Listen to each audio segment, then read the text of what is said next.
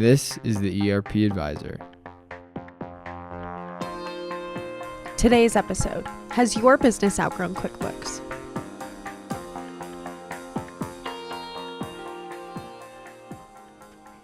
Thank you everyone for joining us for today's webinar, Has Your Business Outgrown QuickBooks? This is a huge topic, so we're gonna have a lot to talk about today. Shawn Windle is our speaker for today. Shawn is the founder and managing principal of ERP Advisors Group based in Denver, Colorado. Shawn has over 25 years of experience in the enterprise software industry, helping hundreds of clients across many industries with selecting and implementing a wide variety of enterprise solutions. His podcast, the ERP Advisor, has dozens of episodes with thousands of downloads and is featured on prominent podcast platforms such as Apple and Spotify. And just as a reminder for those of you who are frequent flyers here on the ERP Advisor podcast, there will be questions popping up. If you can answer them, we would definitely appreciate that. It helps us improve the quality of our content and release stuff that actually makes sense for you. And on today's call, Shawn, we're going to dive into what businesses really need to know and what they should do when they've outgrown QuickBooks. Love it. Let's do it. So welcome, Shawn. Thank you. Everyone knows what QuickBooks is. Yes. I would say. I think that's a fair statement. I think most businesses start on QuickBooks or a very similar product when they're getting going, and it makes sense. They have so many products. But just to kick it off, with so many QuickBooks versions, can you describe some of them? And while you're at it, why is QuickBooks so pervasive? Yeah, maybe I can do kind of the high level and you can jump in and share Yes. your thoughts too. So basically, you're exactly right that I would say almost every, at least like American-based company, organization, uses QuickBooks to start for sure. There's some other equivalents to QuickBooks around the world. MYOB or MYOB is one kind of in the Asia Pac, the Australia area. Which also is sold in the U.S. There's Xero. There's a couple others. There's Sage 50 that have been around for a long time. But QuickBooks, I think that's even their. Intuit was actually advertising TurboTax, I think, on the Super Bowl, weren't they? Yes. But owned and by Credit Intuit. Karma. And They Credit also Karma. There you bought go. that. That's right. So Intuit has this product, QuickBooks, and they've had it for a long time. And it really is America's favorite accounting system. I think that's their motto. But it's really true, although so is Excel. Yes. But at least QuickBooks has a little more automation. So, QuickBooks is everywhere. And, I have to give a disclaimer that we are a QuickBooks customer. I'm sure our friends at the ERP vendors we work with will be calling me after this call to try to sell us something different. But I would say for us, not yet. We're not there yet. We also use a very sophisticated professional service automation solution to track our time and billings and all that stuff. So that's where a lot of that complexity is. Anyway, back to QuickBooks. Basically two different versions, right? And there's more. You're going to talk about this too. But you basically have the online version and then the desktop version. So QuickBooks Online and QuickBooks Enterprise. And there are some rumors, maybe even some more specificity being put out with Intuit about, not just desiring more companies to move to online or more organizations, users to online, but mandating that with support that's ending. Maybe you can talk a little bit to that? Yeah, I can probably talk a little bit to the ending support. But that's important because there's many, many, many companies that are on QuickBooks Enterprise, and they've been on Enterprise for a long time. They have a lot of history in QuickBooks Enterprise, and that could be changing. So QuickBooks Online is where a lot of folks are going to start for sure. But what else do you know about QuickBooks? Yeah, so within the QuickBooks Online and the QuickBooks Desktop, there are actually multiple versions that a customer could be looking at. Many people on this call probably have these various versions of QuickBooks. I know there's the really small, tiny ones. There's Simple Start and Essentials, which are for QuickBooks Online, and those are the really startups, small businesses that are getting going. They offer really basic accounting functionality for those companies that need to keep track of things. The counterparts on the desktop side are Pro Plus and Solopreneur, which Solopreneur is exactly as it's titled. It is for freelancers, usually those businesses of one who have to keep track of their freelancing jobs, their contracting jobs. And Pro Plus is for the small to medium businesses, so you start to get a little bit bigger. Most of the people on this call, though, if you are a small, mid-sized business looking to work with us in order to upgrade from QuickBooks or within your organization, you're probably on Online Plus or Advanced, or you are on Premier Plus or Enterprise, exactly as you mentioned. I think it's Enterprise mostly. Yeah, I would assume most of the clients are on Enterprise. It just depends on where you were at or what kind of journey that you followed with your whoever was advising you on the vendor side. We had an international company that makes camping chairs. I didn't have it here anymore. It's at home, sitting in my garage because I don't camp enough. Yep. But they were on QuickBooks Online. They had started on QBO, which was a little bit atypical, exactly, because it seems like most folks are on Enterprise. Yeah. Yeah, and that's the top version. And really, it's interesting because as you and I are diving into this, we knew this, but it's fascinating to actually read what QuickBooks has online about their products. Most of the products are on desktop. I know we're QBO, but most of these clients have really stayed on the desktop version and they've built themselves up. And cloud access for QuickBooks is considered an add-on or an added feature. So that's where, when you're talking about them trying to migrate people to the cloud online, it's being offered as, hey, this is an option. And when that's already an added feature, it makes it a little easier for customers if they're going to be migrating. And we've had some folks that will take their QuickBooks Enterprise file and put it in a cloud-based server that multiple people can get to. The architecture isn't really like made for that, so they can run into some performance and just accessibility issues. But that's true. So, like, people make it work. For sure, which is great. Yeah, and it's a very scalable solution. I mean, with all the versions that we just talked about, there's industry-specific solutions, especially as clients start to need more inventory management, project profitability planning, things like that they are tracking, and they just need more. Yeah. And so I know QuickBooks said that they work in the manufacturing, wholesale distribution, construction, contractors, accountants, which totally makes sense, professional services, nonprofits, which I think definitely makes sense. You see them QuickBooks, Sage Intact, those are very common, and as well as retail. Which in the age of online influencers and people making their own brands, I'm sure lots of those people are using QuickBooks and attaching to Shopify's or other products. They might not tell anybody because it's so boring. Oh yeah, no, they're not telling anybody. Speaking of boring, what's the next question? Yes, these are very boring. But Shawn, how does QuickBooks compare to other financial and ERP software? Oh God. So it's definitely easy, right? I mean, at the end of the day, that's what it's about is ease. And that is amazing when you're focused on trying to grow your influencer market, your followers, or, doing something like boring, like field services or whatever, for solar panels or whatever, right? Like, these folks are very busy with their day jobs, and they're building a company and they're hiring people, and they're like, okay, the accounting software is fine. That's all I really need. That's QuickBooks. Think about it like really strong, really accounting, up to a certain point, right? We'll get into the when you've outgrown it, but think about it like a financials app, right? That's really what it is. So is QuickBooks like an ERP? No. Can it do some inventory? Yeah. Can it do some project stuff? Yeah. So is it kind of like an ERP? Yeah. That's why we call it a tier 4, right? It's not even bigger than some others, or it's certainly not the tier 1s, right? It's kind of on the lower end. But we have some organizations, some companies that are like 100 million in revenue still running QuickBooks. But when you really dig under the covers, there's a whole lot of spreadsheets running around. So, there's a lot of manual stuff that's happening that could have been automated in a bigger application. But, QuickBooks is like, let's see what kind of analogy I can say that doesn't freak everybody out. Cheetos. I was thinking Cheetos, but that's not the right one. No, QuickBooks is like a friend of yours that, like, you've had a friend for, like, since high school. Everybody's going to love this analogy. Guys, you got to tell me if this is real. Like, you're like, bros, sisters, whatever they call it. Like, you're, like, totally close through high school, and you go to college. You kind of have a little bit of differences, but you, like, want to stay with them because you like them, and they kind of want to stay with you because they like you, and then you get jobs, and it's, like, different industries, and you kind of stay in. You're kind of, like, outgrowing each other a little bit, but you kind of stay on forever.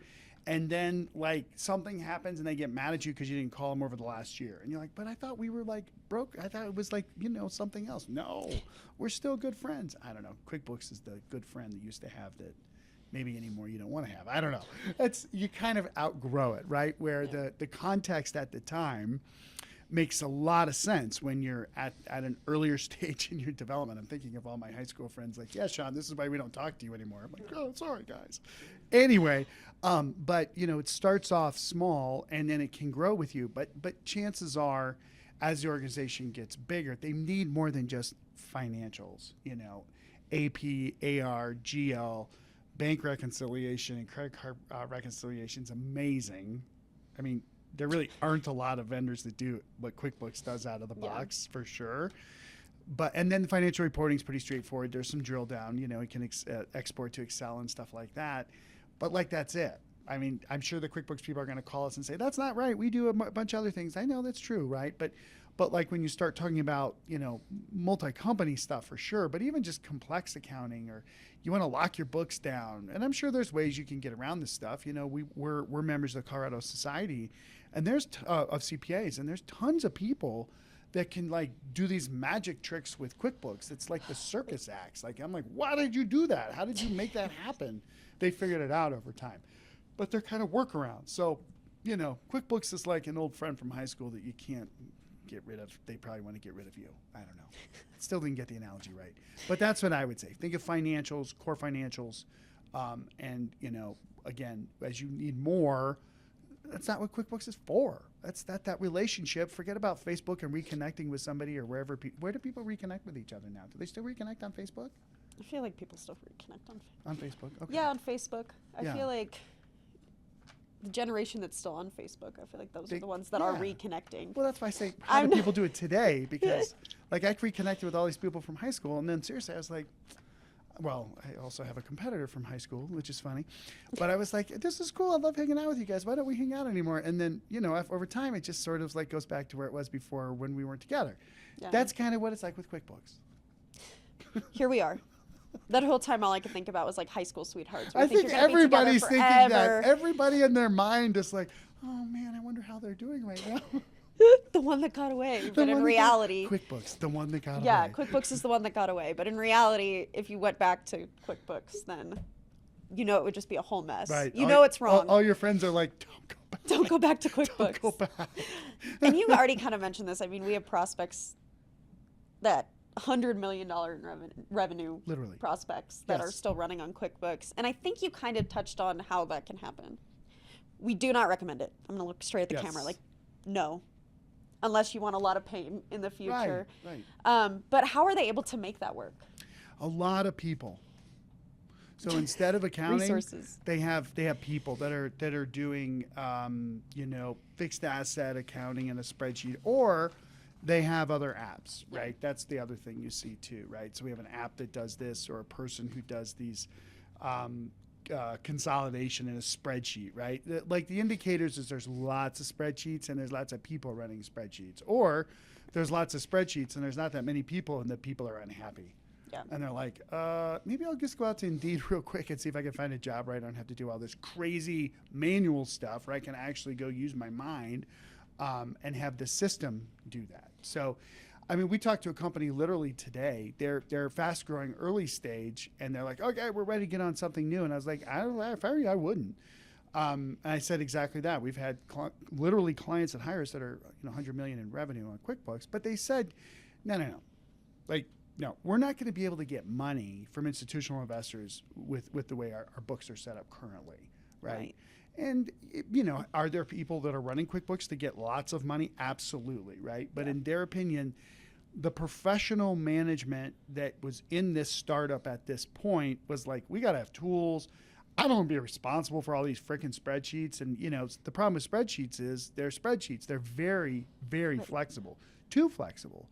So the risk is you got an error, formula break way back on, page or worksheet AA, and you're on FG at this point, and nobody even knows that there's a break back there, right?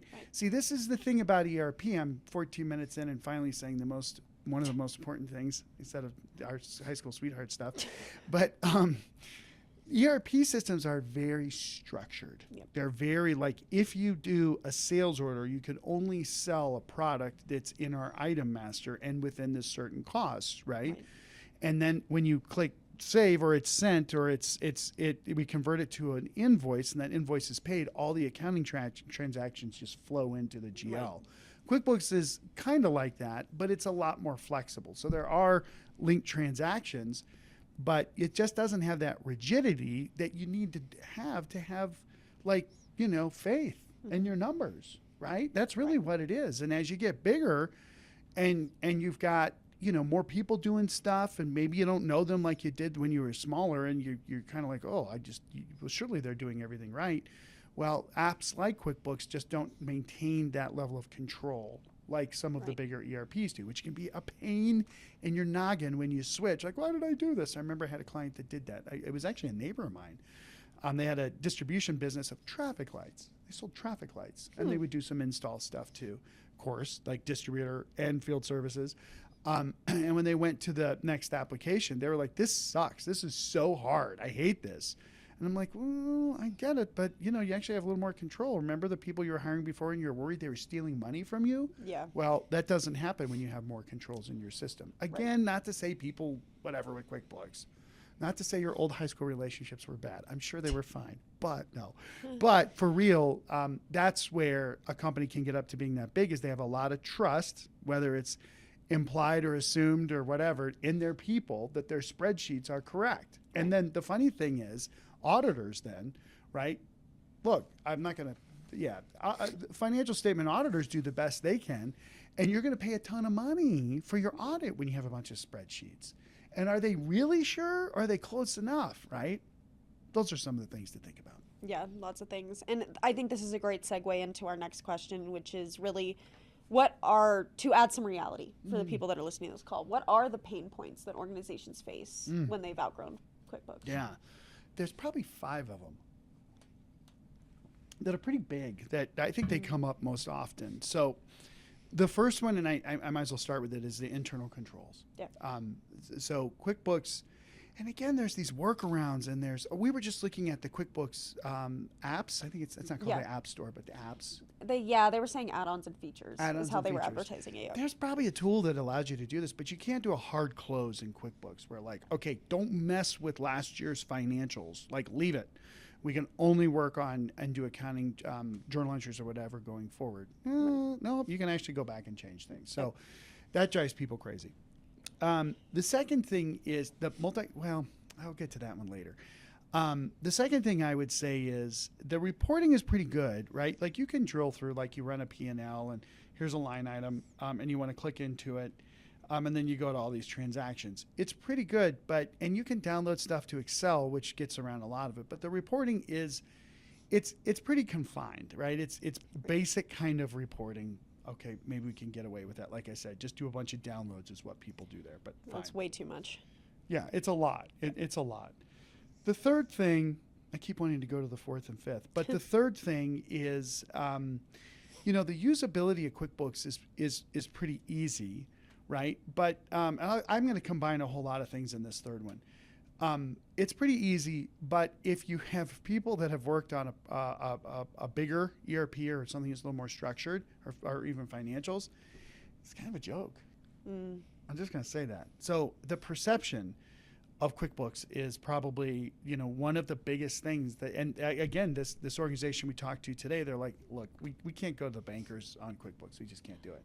Now, I know a lot of companies that have, but this organization had its act together pretty well, pretty early, to be totally honest with you. Okay. So now, all of those so far, the hard close is real, right? The other two, but now for real, no kidding, right? Where companies really die on the QuickBooks vine is when it just doesn't do enough to automate their overall business. Right. They can get in basic sales orders or, some time tracking and, whatever, if it's a distributor, manufacturer, services firm, you can do the basic stuff of that, but you can't do things like resource planning for services firms, or there's no MES, manufacturing execution system, or MRP, or materials requirements planning or complex purchasing, procure to pay tracking and all that stuff.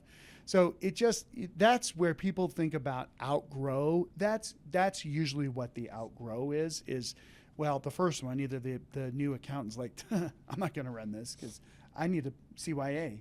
Yeah, honestly. I'm not going to use QuickBooks. But this functionality gap is like I can't run the business on this thing, right? So, and then the fifth one, I was going to say perception again, but I already said that one. But I think, when we really take the time with companies to say, are you sure you're not okay staying on this thing, right? And I think what ultimately comes back with where I'm like, oh, it's time to go, is it's hard to hire employees that'll use QuickBooks. Maybe it goes a little bit with perception, but if you want to get folks that in the market that are like, desirous of learning and growing in their career, and they want to do challenging things, and fine, QuickBooks is fine, right? This isn't like, hey, let's trash QuickBooks Day. That's not what this is for. But it is to say that, when you have people, like I think of our team, I think of you guys, right? Mm-hmm. I think of our consultants and even our accounting people. They love the QuickBooks Online, but they do it. That's kind of what they do, right? Accountants tend to love that right, product. But, of a certain bracket, I can't say what I really want to say, but they're okay with it, right? Yeah. But the newer generation of accountants is like, now some of them are like, hey, look, I just want it to be easy. But so it's this fifth part of the skill set and the people that are required to help you grow your business from a financial standpoint. Right. I think they're just going to say it's a joke. And it doesn't have to be, and it can be better, but it's kind of true. So those are the 5 things. That's a little bit of a weird list, but, and I think it's important, though, because there is this differentiation between perception, right, and what the real functionality gaps are, right? Yeah. And the accounting gaps are there on the internal controls, segregation of duties, and, all that kind of stuff are not there. Now, there's ways you can do some of it. But then definitely hard requirements around, complex matrix tracking of pricing for a distributor or whatever. Like QuickBooks easy is not stuff. made to do that. Exactly. Yeah, the easy all the stuff. Hard stuff. And there's no path for that, right? So as you get bigger EDI integrations with e-com that are pretty deep. I mean, I could just go on and on and on about what those benefits are, or what those drawbacks or what those limits are. But there you go.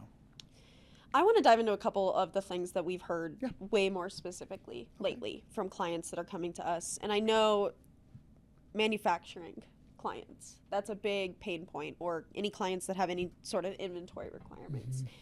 There's this scenario where lots of them go onto a separate application, commonly Fishbowl. Exactly. I know a lot of clients might relate to that. How does that become a pain point? You'd think that that's like, is that just putting a Band-Aid over the real issue and trying to hold it together, or? No, it's more than that. It's, I actually mentioned it to that company this morning. I said, have you guys thought about Fishbowl? They're like, oh yeah, we're not doing that. Because Fishbowl itself, right, which is not owned by Intuit, right? It's a separate app, but it integrates and is used often with QuickBooks for inventory. There's even a little bit of bill of materials, a little bit of manufacturing in that. You can do some tracking of BOMs. It helps to a certain point. So, I'm not going to go back to the high school friend analogy, but you could just dub that in for yourself, guys. But seriously, like, okay, we got this financials. It's doing pretty good for us. Okay, now we're a product-based company. I'm thinking of a company that makes 5G mobile cell towers that we worked with, and they were on QuickBooks and they were on Fishbowl, right? It got them to a point where they had more inventory tracking. There's a little bit of planning. They could kind of see costs a little bit. Like they had a good feel for what was going on, right? But then, boom, they got the big order. And they start building all this stuff, and then they start selling it, and they're like, yeah, we did great. They're like, oh my gosh, we just lost money on that order. Why? Yeah. They have no idea, right? Well, maybe some of those subcomponents that you had to buy them for 10 times more because you had to get the order out, and your normal supplier takes 6 to 9 months for fulfillment for a lead time, but you had to order them wherever, and it was more.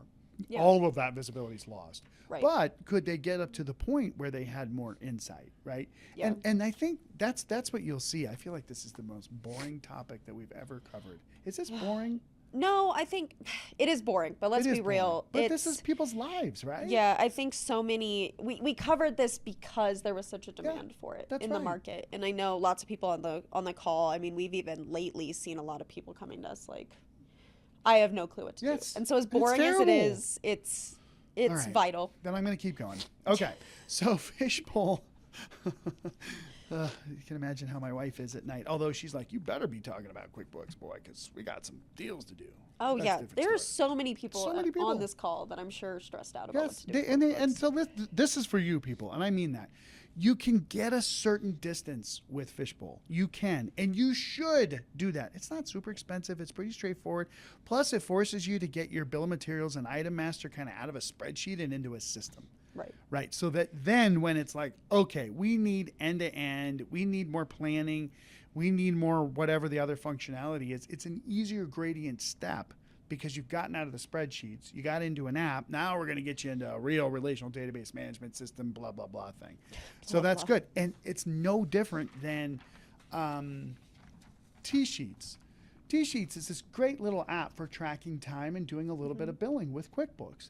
Same thing. It forces you to get your projects in. Like you got, okay, here's our list of projects. It forces you to get your business processes somewhat standardized. It forces you to get your data in one place, and you can grow, and it'll expand with you to a certain point. But then, you might have to look at a professional service automation solution from there. Yeah. So, and there's many, there's home builder applications that QuickBooks has, and they actually bought some other apps before. But you can do a little construction, right? Like you can do you should do that. Do it. Like if somebody calls me today, I'm on QuickBooks and I'm a services firm and I think I need to switch over to some ginormous thing because that's what we ran at my last business. Okay, well, your last business was like 1,000 people. Yours is like 20. So go get the simple solution first and see and try to make that work. No. We have to make a leap because we're going to be up to 100 because of whatever. Fine. Skip that gradient, right? But know that your transition to the ERP, it's going to be more painful because you didn't get your data structured. No. You didn't get your business processes standardized that some of these bolt-ons to QuickBooks kind of force you to do. I don't think there's anything more like, I can't believe like the skies didn't open and there's not like a huge sun. No, the sun did come out finally. It's been very cold in Colorado. When I said that, because that is a revelation. It's a revelation that people don't really understand, which is it might not be time to get out. That there are these little half steps you can do to prep you for the bigger ERP, right? But again, if your growth is going to be significant or, people are not taking the job with you because you're in the QuickBooks platform, or you really do need the hard close, right? Or you need that procure to pay automation with the approval process because you're starting to spend a lot of money and all that stuff. Well, okay, fine, then do it. But only if you have to. Right. How many ERP advisory firms are going to say that, Rebecca? Very few. Very I few. mean, ultimately they want to make money, and think not you're to. right. I mean, like we all do. Let's be real. that's what You're we not a do. business just because you're gonna hand out free everything you do for free. Yeah. But it is interesting listening to you to talk about this because I love Shark Tank. I'm gonna try and add some pop culture into this. I love it. Please. I love Shark Tank, and Mark Cuban on there the other day. This is an old episode, but he was bringing in the pitch. This person, he loved the product, but he actually ended up asking for more equity at the same price because he said how messy he knew their financials were going to be. And he talked about how the exchange for that, and if you go anywhere, your financials are going to be messy, and then I know the kind of effort that my team's going to have to put in to clean up what you're doing. And so it's so interesting to see just like a real example on TV of an investor being like, well, now I'm charging you more because of what I'm going to have to do. So any company who's kind of hesitant, but you're right on the cusp, I mean, there is an argument to be made. Yeah. This is the bonus story that if you made it 28 minutes into this, because all the people from Intuit that were listening, they're going to call us. They probably dropped by now. So I can be real. I mean, there was, just a couple of years ago, there was a person who testified, to Congress about a company that failed. I'm not going to say which one, but it was very fast growing, and it very much went nose like into the ground, and a lot of people lost a lot of money. They said, well, of course nobody knew what was going on. They were running their books in QuickBooks. Yeah. Oh, that hurts. That hurts. And then that was the same person who had done the audit of Enron years before, so who had dealt with books being cooked. So long story short, you will pay immensely down the road if your books are crap. I will tell you, my books from the very beginning have been phenomenal. We've actually brought in external people to make sure that we get it right. But is it easy, especially as we just have one person in Erica in our QuickBooks. Yeah. That's it, right? So there's not a bunch of fingers in there that are doing all kinds of things they think are right that then turn out to be wrong later. And then you go to you're not going to sell the business first. You're going to do a diligence project. Mm. Someone's going to come in and look at your books, that was a perfect example. And they go, oh, this is ugly. Oh, if it's ugly, then I know there's problems. And that's just it's like, here we go, consulting fees, accounting fees. Yeah. So, and it's easy for that to happen in QuickBooks because of this lack of controls.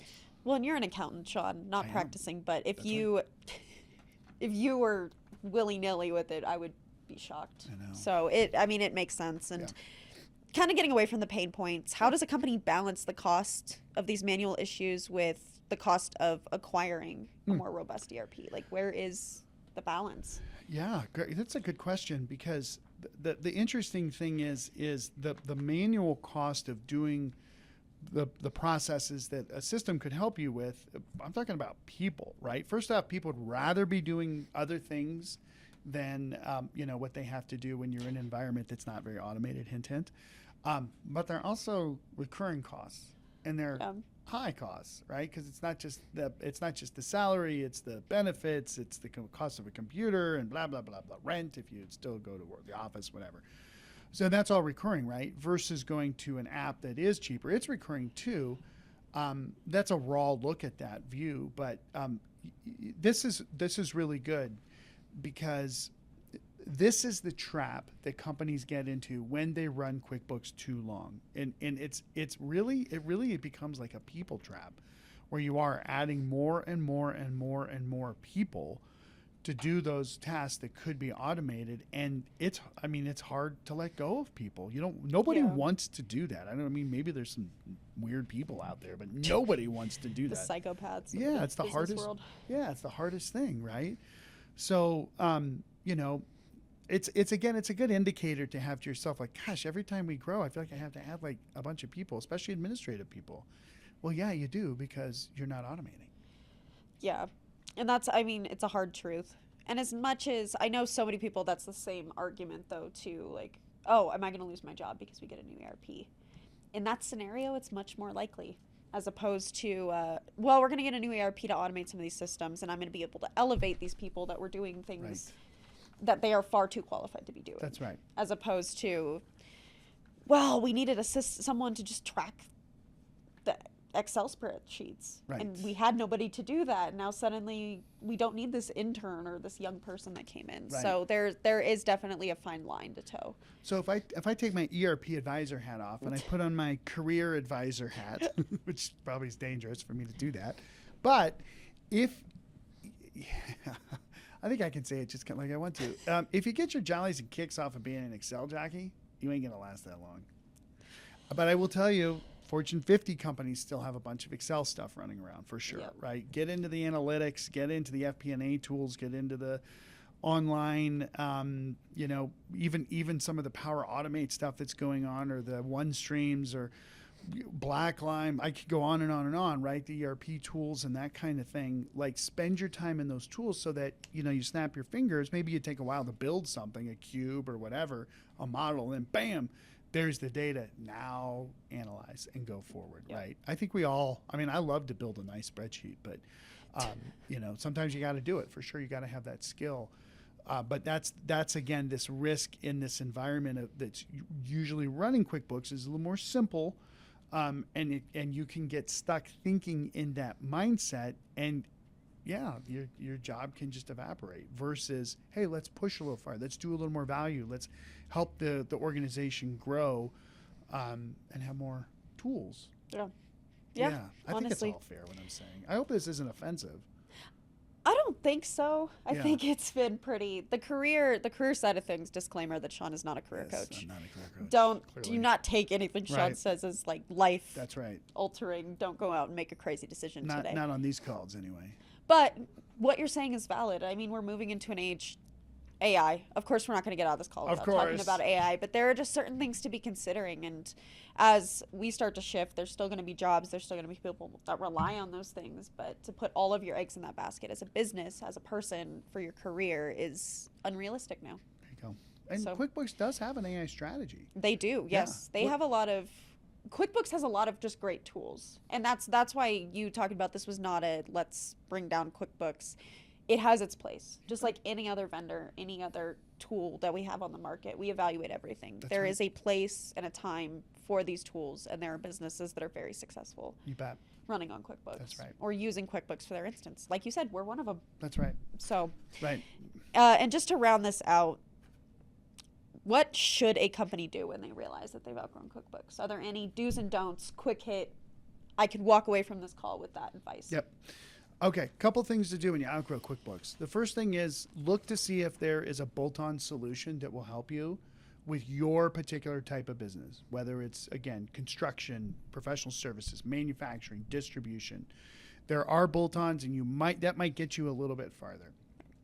But then if you're like, okay, that's it. I need more controls. I need better reporting. I need a more scalable system. More people can be in at the same time, et cetera, et cetera.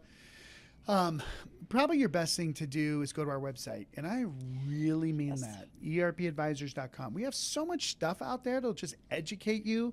And that's probably the general answer is get educated on what we call the tier 3 ERPs and tier 2 ERPs. So you can go to the big guys too and gals and see what they're all doing.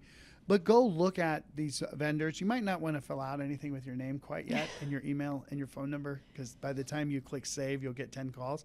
But just do your research for sure. And including look at sites like ours that are kind of based around, hey, we want you to be educated and understand what to do, right?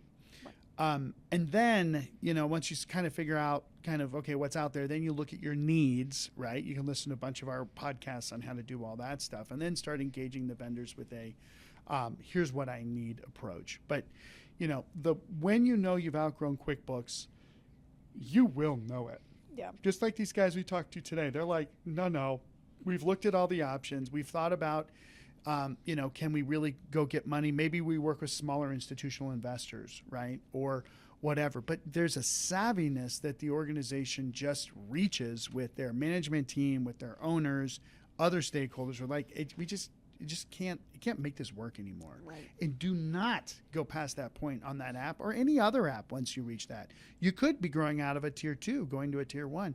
You're just going to hate yourself because you should have done it earlier because it's only going to be harder to upgrade later. Yes. You're only going to have more sales, only more people that you have to train, only more data that you have to migrate. So once you sort of hit that point, old high school friend, we're done, just be done with it. And then move on to the next solution. And, again, we got tons of tools that can help people figure out what that is, but Definitely. get done with it. Don't try to stretch it too long. Right. And because we only have so much time on this call, I know Shawn and I started to dive into some industry specifics at cases, but there's definitely more information on our website, or you can definitely reach out to us. Like Shawn said about filling forms out, we will not bombard you with calls. He was talking about other situations. Charlie will. Yeah, Charlie is only one person. Charlie's though. the nicest guy. I would love for Charlie to call me more. Yes, but we're definitely here to help. And if there's a situation that you're on the edge about, like Shawn said, we're the first people to say this is not the right time for you, and we'll let you know and help you explore your options. So that's always an option for you. Is there anything else you would like to add, Shawn, before we close this very detailed call out? I mean, again, it's 38 minutes in. People are still on. Thank you. Again, just to be totally honest with you, like I'm going to know when we outgrow QuickBooks. Yep. But I don't know how you own a services firm like a building services firm, or you have a whatever software company or whatever it is. How do you know this, right? And the best thing I can say is, we told you about those strange 5 indicators earlier, but do your research. But when you know, you got to do something about it. That's what I'm trying to say. At the end of the day, if you don't do something about it, your business will suffer. Right. And don't do that. You don't have to do that. There's a lot of good solutions out there that are fairly straightforward to go through. We've done QuickBooks to Epicor, Acumatica, NetSuite, all these different versions of apps that are out there, so that even the data migration is pretty well understood. So there's tools to help you with that and people to help you with that. Don't go on longer than you need to.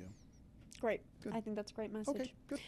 Thank you, everyone, for joining us for today's call. I hope lots of you got value, especially those of you who I'm sure are struggling with your own QuickBooks do's and don'ts. Should I stay or should I go? Yep. And please let us know if you have any questions that we can answer. Be sure to join us for our next webinar, which is scheduled for Thursday, March 13th, How Legacy ERP Could Harm Your Business, where we will discuss the risks versus benefits of remaining on your legacy ERP. Very similar to this, but we'll talk about some other very specific cases. Please go to our website, erpadvisorsgroup.com, for more details and to register. ERP Advisors Group is one of the country's top independent software advisory firms. ERP Advisors Group advises mid to large-sized businesses on selecting and implementing a range of business applications, from enterprise resource planning, customer relationship management, human capital management, business intelligence, and other enterprise applications, which equate to millions of dollars in software deals each year across many industries. This has been the ERP Advisor. Thank you again for joining us.